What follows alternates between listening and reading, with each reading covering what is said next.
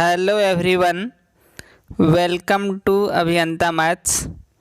दोस्तों, अभियंता maths YouTube channel पे आप सभी का बहुत बहुत स्वागत है। इस चैनल पे टेक्निकल जॉब और गवर्नमेंट जॉब से रिलेटेड न्यूज़ सबसे पहले आपको प्रोवाइड करवाया जाता है। साथ ही साथ क्लास 11th और 12th का मैथमेटिक्स का फुल कंसेप्ट के साथ इस चैनल के माध्यम से आपको फ्री ऑफ कॉस्ट प्रोवाइड करवाया जाता है। तो आपसे गुजारिश है कि जो लोग चैनल पे नए हैं वो चैनल को सब्सक्राइब कर बेल आइकॉन को प्रेस कर ले, ताकि जैसे ही मैं क्लास में आऊँ आपकी मोबाइल की घंटी टन टन बज जाए। ठीक है ना दोस्तों। क्लास 12th मैथमेटिक्स का हम लोग सैम्पल पेपर देखेंगे। ठीक है ना। 2022 का सवाल, प्रीवियस ईयर्स आस्क्ड क्वेश्चंस, जो बार बार एग्ज़ाम में पूछा जाता है। ठीक है ना। लेक्चर नंबर 2 है, लेक्चर 1 ऑलरेडी अपलोडेड है। प्लेलिस्ट में जाकर आप सर्च कर सकते हैं क्लास 12th, लिखिए प्लेलिस्ट में जाके अभियंता मैथ्स। ठीक है। आपका सारा पेपर 1 का सॉल्यूशन के साथ कंसेप्चुअल क्वेश्चंस कराया गया है। पहला लेक्चर में लेक्चर नंबर 2 है। ठीक है दोस्तों। तो हम लोग आज 10 इम्पोर्टेंट सवाल देखेंगे, तो वीडियो को शुरू से अंत तक देखिएगा, आपका सारा कंसेप्ट क्लियर हो जाएगा। और बोर्ड में जो है ना मार्क्स भी बहुत ज़्यादा आपका आएगा। ठीक है ना। तो आई होप आप इस लेक्चर को एंजॉय करेंगे। चलिए पहला सवाल देखते हैं हम लोग। इसमें 11 नंबर है, उस पर नहीं जाना है, मुट पॉइंट नहीं है। चलिए 11 नंबर देखते हैं। 10 तक ऑलरेडी करवा चुके हैं। कह रहा आई डॉट आई क्रॉस जे है। देखिए पिछला क्लास में मैंने बताया था, कहने का मतलब प्रीवियस लेक्चर में। ठीक है ना, कि यहाँ लिखा गया है। देखिए इसको कैसे प्रोसीड करेंगे हम लोग। आई है, ठीक है, वेक्टर आई है, डॉट है, और आई क्रॉस जे बताए थे के होता है। सीधा सीधी घूम रहे हैं हम लोग सर्कल में, तो आई क्रॉस जे के होता है। अब आई डॉट के बताए थे, क्या बताए थे कि ए डॉट बी जो होता है ए बी कॉस थीटा होता है। क्लियर। आई जे के क्या होता है, यूनिट वेक्टर, इसका मैग्नीट्यूड 1 होता है। Point should be noted guys. तो आई तो 1 हो जाएगा, के का मैग्नीट्यूड 1 हो जाएगा। ठीक है। Cos theta, theta is the angle between vector A and B. A B cos theta में थीटा जो होता है, तो यहाँ कॉस 90 हो जाएगा। आई और के बीच का 90 यानी कॉस 90 डिग्री। ठीक है। और कॉस 90 0 होता है। कहने का मतलब ए ऑप्शन आपका करेक्ट हो गया। आई होप बातें समझ में आ रही होगी। ठीक है ना। अगर नहीं समझ आए तो वीडियो को 1-2 बार देखिए, आपका सारा डाउट क्लियर हो जाएगा। ठीक है ना दोस्त। फिर वेक्टर्स हम लोग पढ़ेंगे, उसमें पूरे डिटेल में बताएंगे। चलिए अब हम लोग नेक्स्ट सवाल को देखते हैं।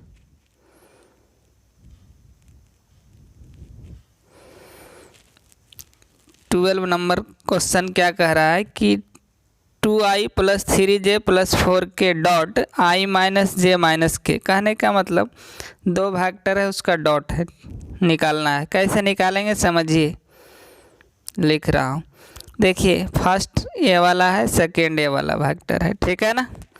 तो यहाँ आई का कोफिशिएंट क्या है, 2। यहाँ क्या है, कुछ नहीं तो 1 समझिए, 1 लिखिए, प्लस यहाँ देखिए कोफिशिएंट कितना है, जे का बीच में प्लस दिया जाता है, 3 है जे का। यहाँ पे देखिए दूसरा फैक्टर में -1 है, क्या है, -1 है, प्लस के का कोफिशिएंट पहला फैक्टर में 4 है। ठीक। इनटू दूसरा में क्या है, -1। हाँ, साइन के साथ लेंगे हम लोग। आप कैलकुलेट करिए, 2 माइनस ये 2 हो गया, ये 3 माइनस 3 हो गया, ये -4 हो गया, है ना दोस्तों। 4 3 7, यानी 2 माइनस 7 बोले तो -5 ऑप्शन में है। हाँ, बी ऑप्शन करेक्ट हो गया। कौन सा हो गया? 12 का जो है 12 का बी ऑप्शन करेक्ट। ठीक है, आई होप सारी बातें क्लियर हो रही होगी, आपका कोई डाउट नहीं होगा, है ना। चलिए देखिए, पेशेंस को बनाए रखिए, डोंट लूज पेशेंस, है ना। पेशेंस आप लोग खो देते हैं, इतना जल्दी नहीं, हार नहीं मानना है। कभी कभी ऐसा भी हो सकता है 1-2 क्वेश्चन नहीं समझ में आवे, तो उससे डरने की बात नहीं है, दोबारा देखिए वीडियो को, समझ में आ जाएगा। अब देखिए डिटर्मिनेंट का सवाल है। हम लोग जो है ना एग्ज़ाम के पॉइंट ऑफ व्यू से हम लोग सेट करवा रहे हैं, ठीक है। हाँ, इसलिए ये एग्ज़ाम वाला फीलिंग आएगा आपको, ठीक है, कि ये चैप्टर मिक्सिंग है, मिक्सचर सवाल, यानी बहुत सारे चैप्टर का कॉम्बिनेशन है, इसी का नाम एग्ज़ाम है। देखिए डिटर्मिनेंट का सवाल क्या है, इसमें 3 रो और 3 कॉलम दिया गया है। देखिए, तो प्रॉपर्टीज ऑफ डिटर्मिनेंट क्या होता है कि कोई भी एक रो का सारा एलिमेंट 0 हो, नहीं तो कोई भी एक कॉलम का अगर सारा एलिमेंट 0 हो, सुनिए ध्यान से, कोई भी रो नहीं तो कोई भी कॉलम का अगर सारा एलिमेंट 0 होगा ना, तो डिटर्मिनेंट का वैल्यू भी 0 होगा, है ना मज़ेदार।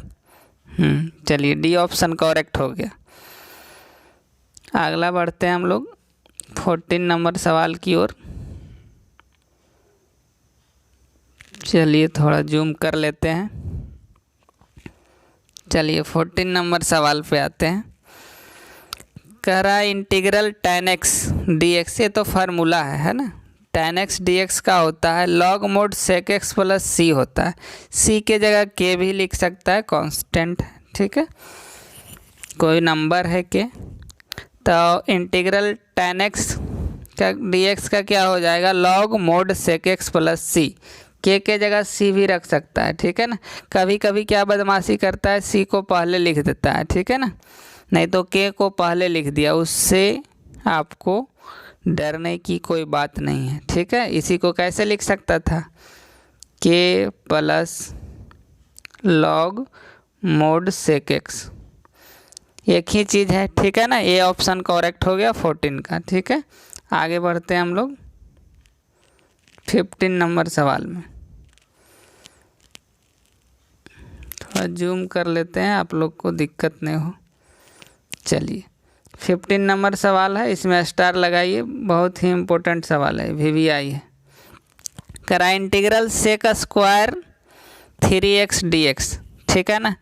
देखिए सेक स्क्वायर x का जो है, सुनिए सेक स्क्वायर x का इंटीग्रेशन क्या होता है। देखिए मैं बगल में लिख रहा हूँ, integral sec square x dx का जो होता है tan x होता है, क्या होता है जी, tan x प्लस c होता है। c बोले तो आर्बिट्ररी कांस्टेंट ऑफ इंटीग्रेशन बोला जाता है। जब भी हम लोग इनडेफिनिट इंटीग्रेशन पढ़ते हैं तो c देना मस्ट है, c के जगह k भी यूज कर सकते हैं हम लोग। ओके गाइज, तो आते हैं हम लोग इस सवाल पे। देखिए सेक स्क्वायर 3x है, यहाँ समझिएगा, तो सेक स्क्वायर x का क्या हो जाएगा, tan x, ठीक है, tan 3x हो गया। और समझिएगा जब भी लीनियर होगा, सुनिए सेक स्क्वायर x का tan 3x जब भी लीनियर होगा, यहाँ पे 3x, तो कोफिशिएंट ऑफ x से डिवाइड करेंगे। क्या मैंने बोला कि फार्मूला वही रहेगा, लेकिन कोफिशिएंट ऑफ x से डिवाइड कर देंगे, तो tan 3x/3 plus k, B option आपका सही हो गया, ठीक है। क्या हो गया, इसको ऐसे भी लिख सकते हैं हम लोग, tan 3x/3, अब प्लस में c भी लिख सकते हैं, कोई दिक्कत नहीं है, ठीक है। यहाँ k है तो k हो जाएगा अकॉर्डिंग टू ऑप्शन, यानी बी ऑप्शन करेक्ट। देखिए जब भी लीनियर वाला भी बहुत परेशान करता है, फार्मूला वही रहेगा, केवल कोफिशिएंट ऑफ x से डिवाइड कर देते हैं हम लोग, और कुछ नहीं। ओके गाइस, आगे बढ़ते हैं हम लोग। आई होप लेक्चर आप इंजॉय कर रहे होंगे। This video is very helpful for your fourth coming examination girls. especially for board examination. If you want to high score in board exam, then must watch the lectures provided by me. अब हम लोग 16 number सवाल देखेंगे। कह रहा है the direction cosines of z axis. ये सवाल भी हर बार देखने को मिलता है, ठीक है।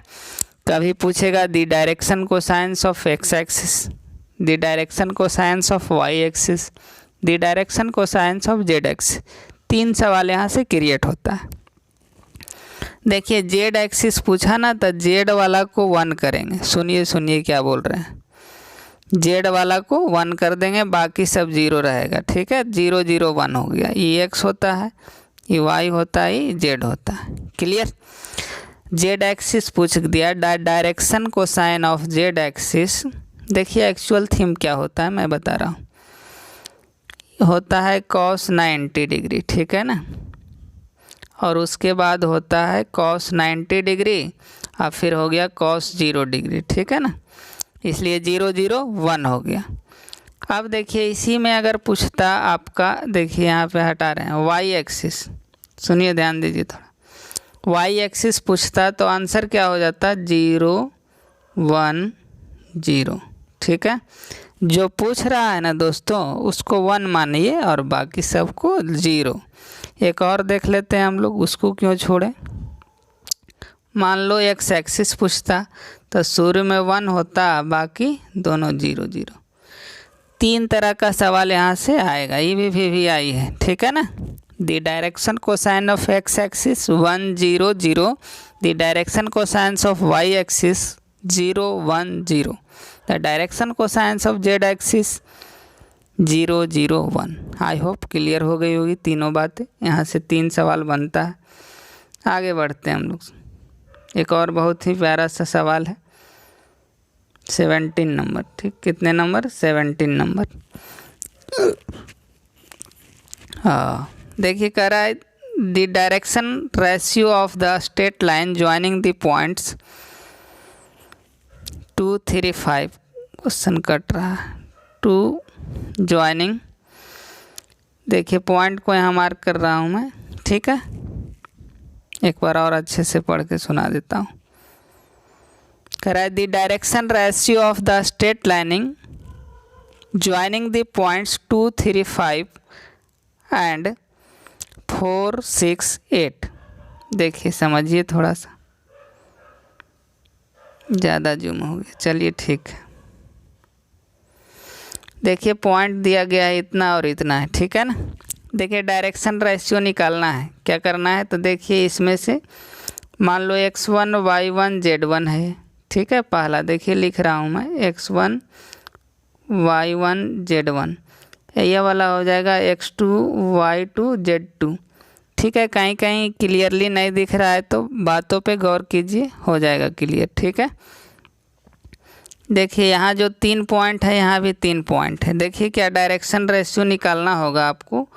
यहाँ पे मैं लिख रहा हूँ DRS, शॉर्ट में डायरेक्शन रेशियो होता है।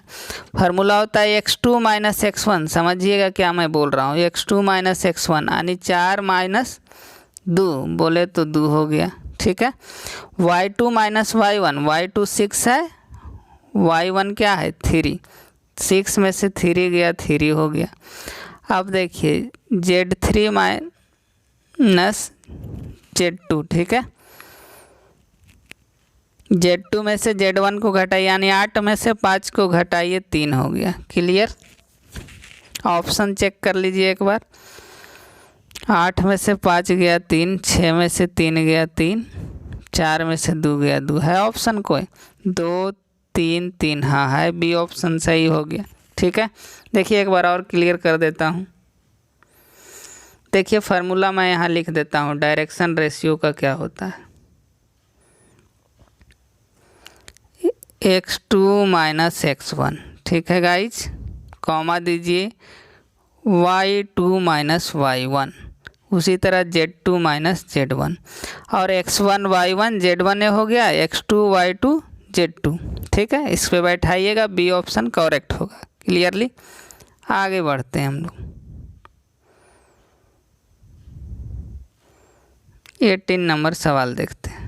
करा if the direction cosines of two mutually perpendicular straight lines be, direction cosine दिया हुआ A1 B1 C1 and A2 B2 C2, then करा म्यूचुअली परपेंडिकुलर है। ये भी सवाल जो है ना आपको किसी न किसी रूप में एग्ज़ाम में मिलेगा ही।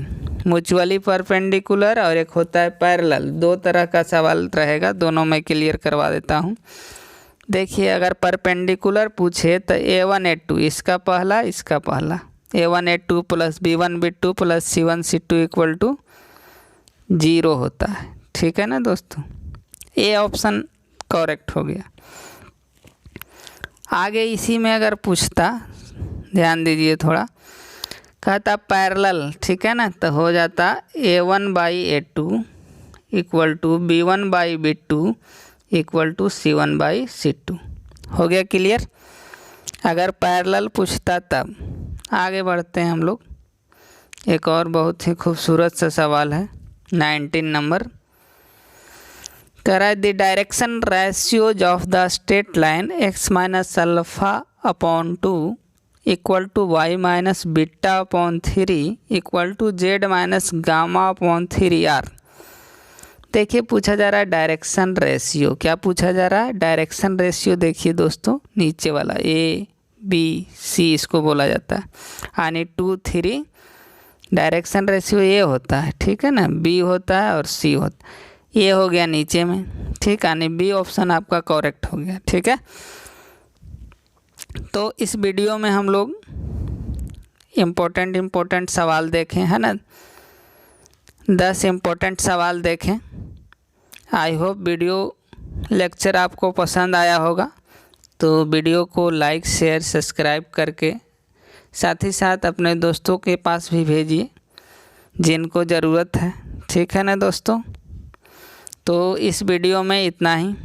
मिलते हैं हम लोग नेक्स्ट वीडियो में कुछ और नए अपडेट के साथ।